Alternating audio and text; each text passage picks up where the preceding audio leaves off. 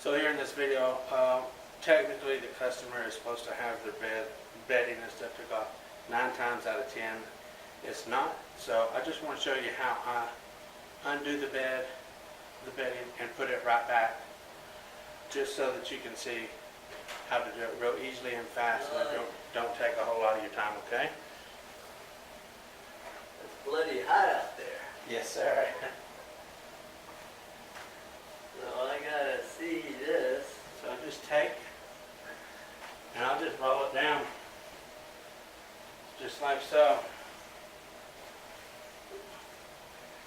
And I fold it in half. Fold it in half just like so, and whenever I get ready to put it back, whenever I get the bed back on there, all I have to do is lay it right back down on there See? and unroll it. Yeah.